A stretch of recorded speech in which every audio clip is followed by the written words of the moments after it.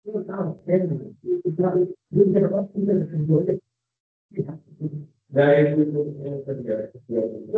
teman-teman, selamat siang. Kembali lagi dengan saya. Di video kali ini kita akan membahas salah satu soal dari ujian KIDAS 2 tahun 2018. Soalnya mengenai kinetika kesetimbangan kimia ya. Ini UTS KIDAS 2 tahun 2018. Nah, tentang kesetimbangan. Kalau kita lihat soalnya, jadi di sini em, di soal ini ada senyawa hidrogen iodida ya, yaitu HI. Dia ini gas yang merupakan tidak berwarna, tidak berbakar, bersifat korosif. Hidrogen iodida baik digunakan dalam bidang farmasi, fotografi, meteorologi. Pada suhu 425 derajat Celcius, HI terdekomposisi sesuai reaksi berikut.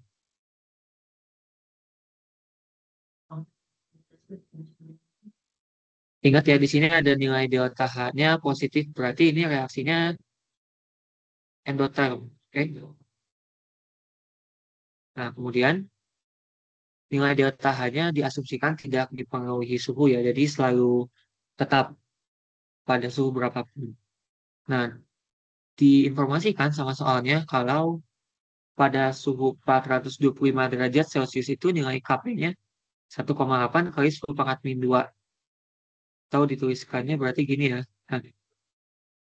Nah, dalam suatu wadah bervolume tetap pada suhu tersebut, jadi ada nilai tekanan awal masing-masing gas HI dan H2I2-nya sebagai berikut.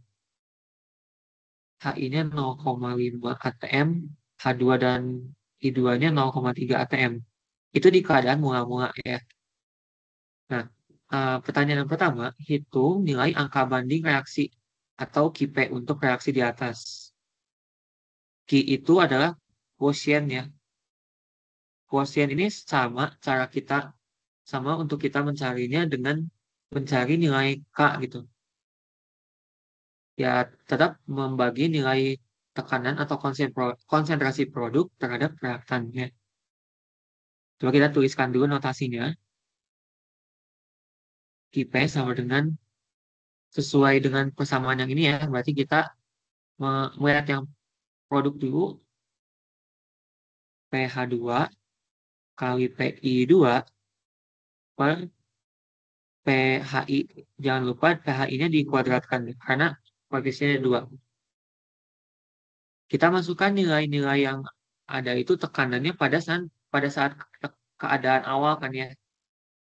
Bedanya antara Q dengan K itu, kalau Q menggunakan konsentrasi atau tekanan pada keadaan awal yang hanya bernilai sesaat saja gitu. Jadi ini kan 0,5, 0,3, 0,3-nya pasti dengan cepat akan berubah gitu.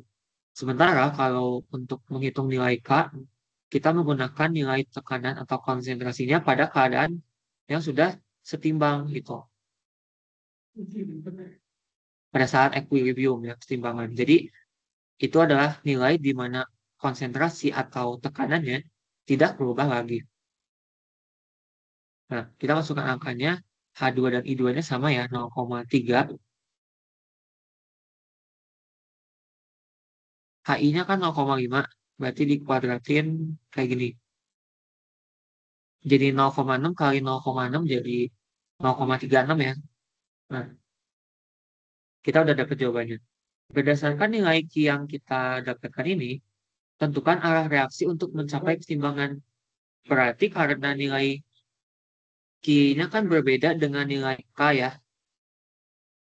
Kalau nilainya masih berbeda, berarti reaksinya belum berada di keadaan setimbang. Kita lihat di sini yang nilainya lebih besar, berarti si Q-nya ya dengan nilai 0,36, sedangkan K-nya 0,018. Berarti kurang lebih 20 kali lebih besar ya. Nah, jadi gitu. Eh, Coba kalau misalkan teman seketika lupa gitu ya. Kalau Q lebih besar berarti arahnya kemana gitu. Apakah produk ke reaktan atau reaktan ke produk gitu. Nah, coba diingatnya mungkin di kita menjadikan nilai K-nya ini sebagai patokan dan coba lihat nilai Q yang kita peroleh, nah itu kan lebih besar. Nah, kita analogikan ke pecahan, ke nilai pecahan. Pecahan di sini kan produk reaktan ya.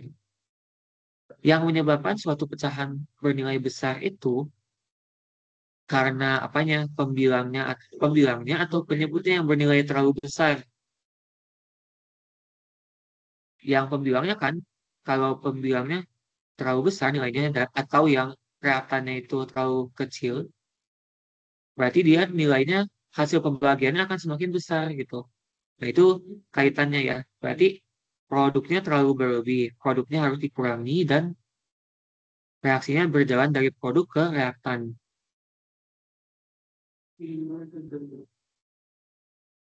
Oke, jadi itu jawabannya ya. Dari produk jadi reaktan.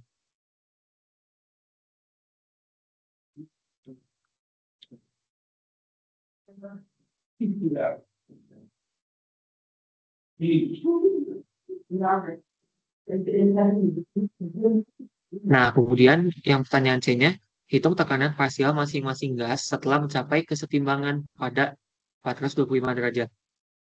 Oke, kita tuliskan kembali persamaan reaksinya.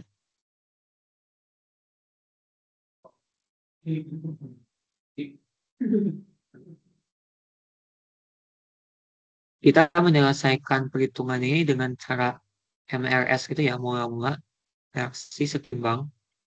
Atau kalau di bahasa Inggrisnya kan ICE ya, initial change sama equilibrium gitu. Kita tuliskan data-data yang kita punya di tadi. HI-nya 0,5 atm, H2 dan I2-nya 0,3. Nah, karena sekarang reaksinya itu berjalan dari produk ke reaktan, produknya yang berkurang ya. Tandanya di sini akan minus gitu. Hanya di bab kesetimbangan ini aja ya, kalau di perhitungan yang melibatkan MRS, tanda minusnya itu bisa di kanan, ya kan? Biasanya kan kita nulis tanda minus itu di sini ya, karena di kiri itu berperan sebagai reaktan. Tapi karena di case ini berbeda, jadi kita tulis minusnya di kanan. Nah, nanti nilai di keadaan setimbang ini kan harus sesuai dengan nilai KP-nya tadi di awal 0,018.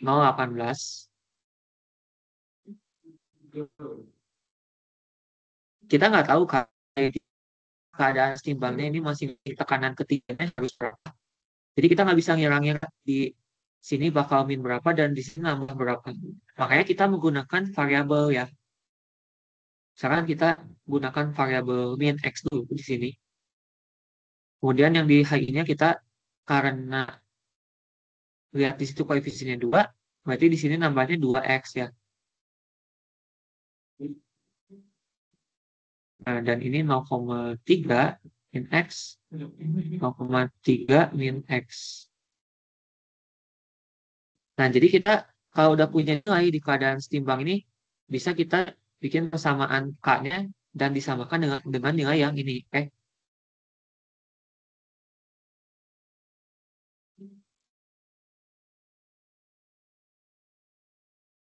Jadi 0,018 sama dengan, langsung aja ya masukin angkanya. Kita masukin 0,3 min X. Karena nilainya sama kan ya, jadi kita bisa kuadratin. Nah, itu. Yang di penyebutnya 0,5 plus 2X. Jangan lupa dikuadratkan. Nah, ini untuk mempermudah perhitungannya, kita bisa menjadikan ini bukan bentuk persamaan kuadrat ya. Caranya dengan mengakar kuadratkan kedua sisi kiri dan kanan. Nah, gitu. Jadi yang ruas kiri jadinya min akar dari 0,018, yang di ruas kanannya udah hilang ya si kuadratnya, jadi tinggal 0,3 min x, 0,5 plus 2x. Nah, jadi kan dengan demikian kita memiliki persamaan satu variabel saja ya, lebih mudah untuk diselesaikan. Teman-teman bisa hitung nilainya ini di kalkulator dengan menu solve ya equation, solve equationnya maksudnya.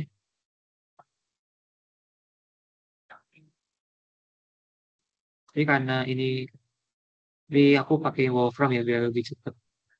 Kan di laptop juga ini.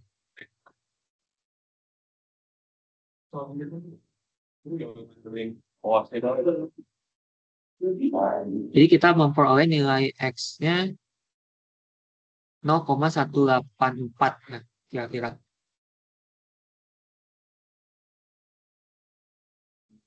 Ini belum jawaban akhir ya. Jadi untuk mendapatkan jawaban akhirnya kan tekanan parsial masing-masing gas setelah kesetimbangan. Jadi kalau kita lihat lagi di keadaan setimbangnya ini masukin lagi nilai X yang telah kita dapatkan. So, oke.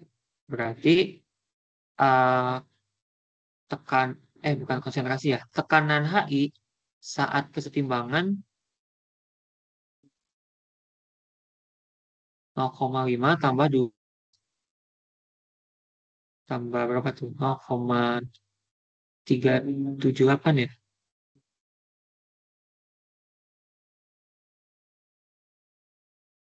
Enggak 368. Jadi dapatnya 0,868 ATM.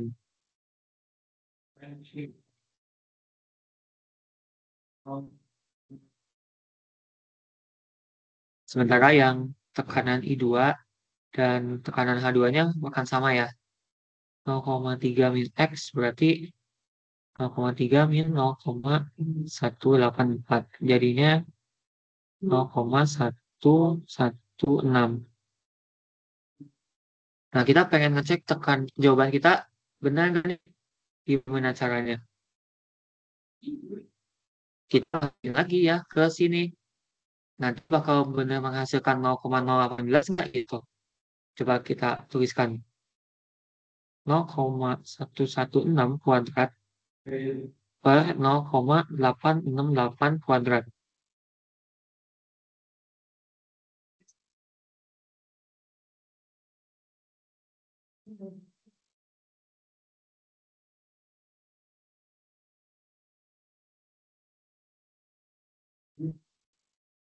Harusnya 0,011 0,018 ya, benar.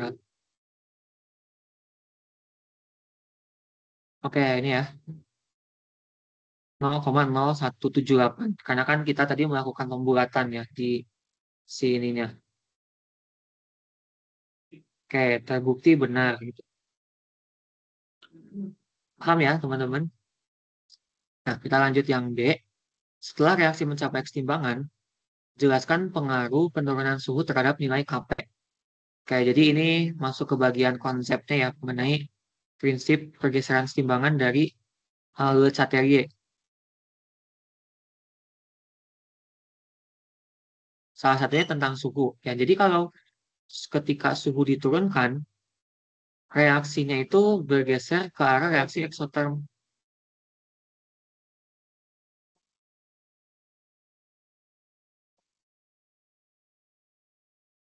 Setimbangan geser ke arah reaksi eksoterm. Begitu juga sebaliknya ya, kalau suhunya ditingkatkan, gesernya ke arah reaksi endoterm. Berarti kita lihat di nilai delta H pada soal, kalau reaksi ke kanan ini kan artinya reaksi endoterm, berarti ketika suhu diturunkan, kesetimbangan geser ke arah reaksi eksoterm, yang mana reaksi eksoterm itu yang ke kiri ini gitu. Nah, kita tuliskan ya di sini. Ini exo.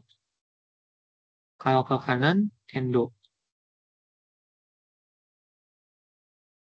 Kenapa bisa kayak gitu? Dilihat dari nilai delta H yang dicantumkan ya di reaksinya. Jadi, kesimpulan sementaranya apa? Reaksi bergeser kesetimbangan geser ke reaktan. Kalau untuk kasus ini ya, yang dengan nilai delta H reaksinya tadi positif.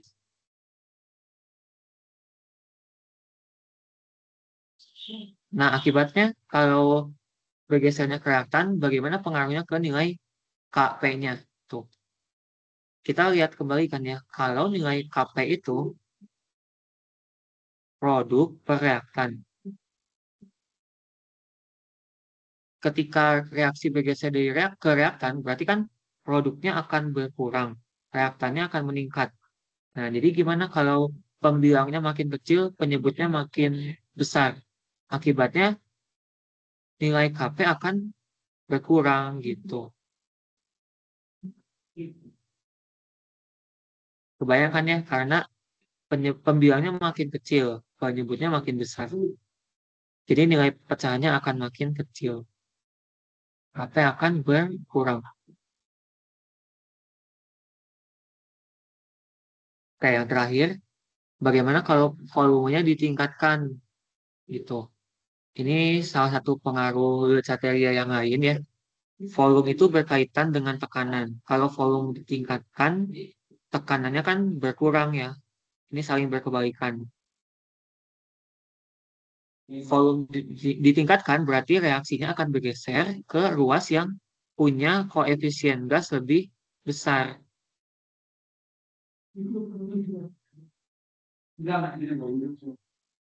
Dan ini sebaiknya aku tambahin catatannya ya, gitu.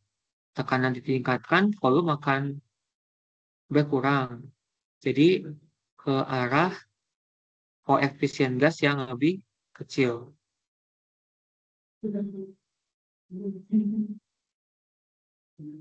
Untuk kasus soal ini, sebenarnya kita lihat dulu nilai koefisiennya. Yang di reaktan itu kan 2, tapi yang di produk juga 1 tambah 1, 2 ya. Jadi sebenarnya kalau koefisien reaktan dan produk sama besar, pengaruh perubahan tekanan atau volume itu tidak akan ada ya ke si kesetimbangannya. Tuh. Jadi karena tulis aja beda OF gas produk main reaktan sama dengan 0, maka perubahan volume atau tekanan tidak berpengaruh ke keseimbangan reaksi.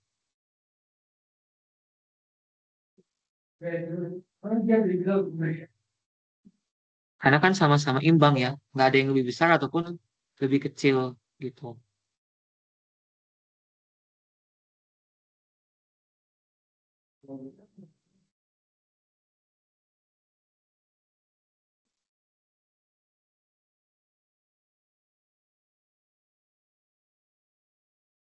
Oke, mungkin cukup ya sampai sini pembahasan soal tentang kesetimbangan.